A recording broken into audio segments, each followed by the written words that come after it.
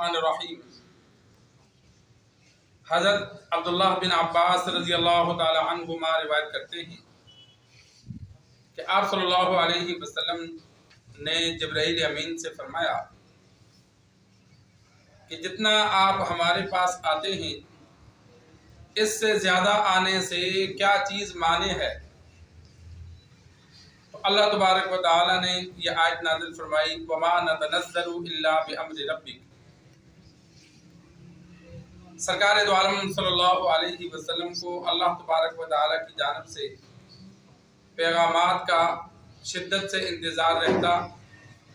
जिब्राईल अमीन का बार बार आना पसंद फरमाते, लेकिन जिब्राईल अमीन कभी आते कभी ना आते। तो सरकार दो आलम सल्लल्लाहु अलैहि वसल्लम ने एक मर्तबा पूछ लिया कि जितना आप आते हो इससे ज़्यादा क्यों नहीं आते, रुकावट क्या है।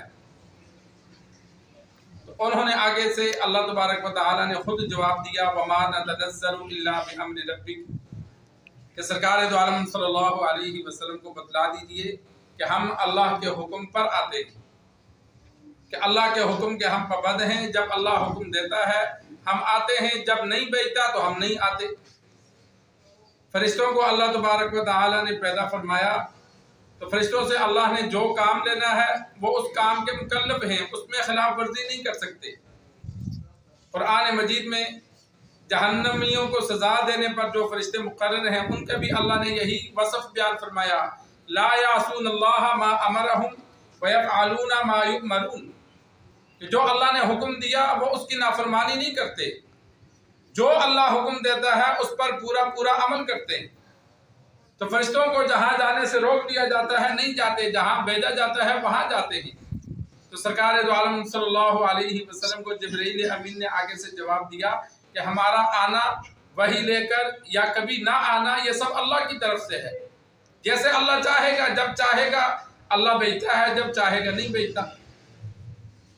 अहादीस में तकरीबन 5 मकामात हैं जहाँ फरिश्तों का दाखिला, रहमत के फरिश्तों का, बरकत वाले फरिश्तों का दाखिला अल्लाह ने मना फरमाया है।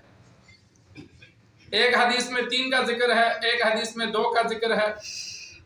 जिस घर में कुत्ता और तस्वीरें हों, हदीस अक्सर उलमा को, बच्चों को याद है, ला तदखुलुल मलाइकतु बैतन फीही कल्बुन औ तसावीर।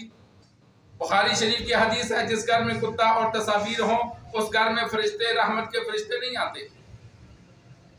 और सुनन अबी दाऊद में मौजूद है कि जिस घर में जुम्बी बंदा हो और वुजू ना किया हो, कि इंसान को रात को एहतिलाम हो गया, जाग आ गई, या बीवी के पास गया और फिर ऐसे ही सो गया, वुजू नहीं किया, जो हमारी अक्सर आदत है।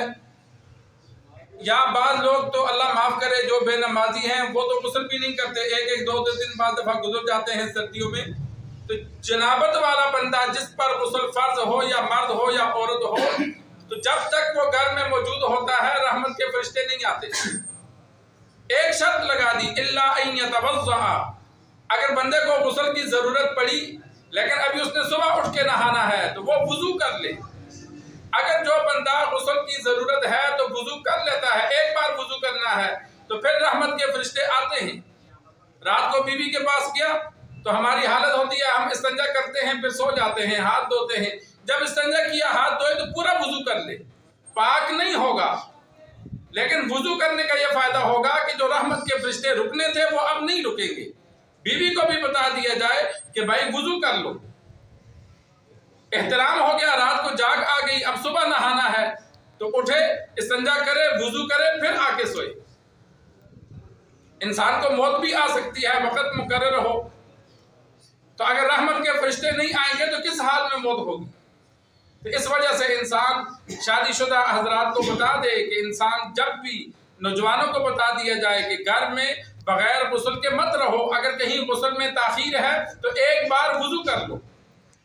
और इसी तरह एक हदीस में मौजूद है कि जिस घर में गाना बजाना चल रहा हो, तो जब तक वो गाना बजाना होता है तो रहमत के फरिश्ते नहीं आते।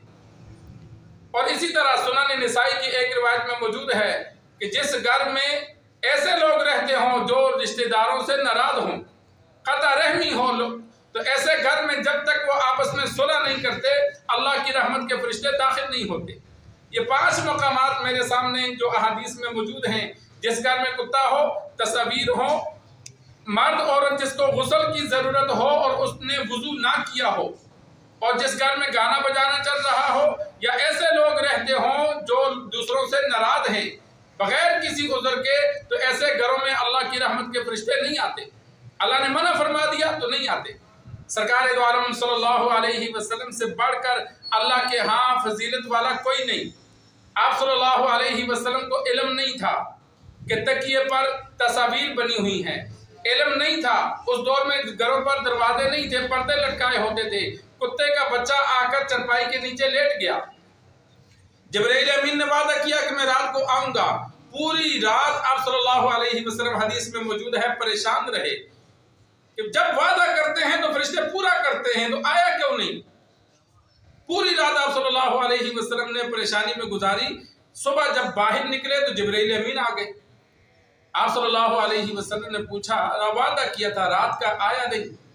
بخاری شریف میں حدیث ہے۔ تو جبرائیل امین نے جواب دیا، یا رسول اللہ یہ تکیے پر تصویریں ہیں، ان کو کاٹ دو، ان کے سر کاٹ دو۔ آپ کی چرپائی کے نیچے کتے کا بچہ تھا، اس کو باہر نکالو اور نیچے جہاں کتے کا بچہ رہا ہے کچے فرش ہوتے تھے، وہاں پانی کا چھڑکاؤ کر دو تاکہ کتے کے جو اثرات ہیں وہ ختم ہو جائیں۔ آپ صلی اللہ علیہ وسلم نے ایسا ہی کیا اور فرمایا جس گھر میں کتا اور تصاویر ہوں اللہ نے داخلے سے منع فرمایا۔ اب آپ صلی اللہ علیہ وسلم کو تو علم نہیں تھا، منع کا بھی علم نہیں تھا اور ان چیزوں کا پتہ بھی نہیں تھا، لیکن فرشتوں کو منع ہے، تم نے نہیں جانا، اگلے کو پتہ ہے یا نہیں پتہ؟ جب فرشتوں کو منع کر دیا تو امام الانبیاء موجود ہیں اور فرشتوں کا سردار موجود ہے، لیکن وہ نہیں کیا کہ اللہ نے منع کیا ہے۔ تو جن گھروں میں داخلے سے اللہ نے منع کیا تو فرشتے ان گھروں میں پھر داخل نہیں ہوتے۔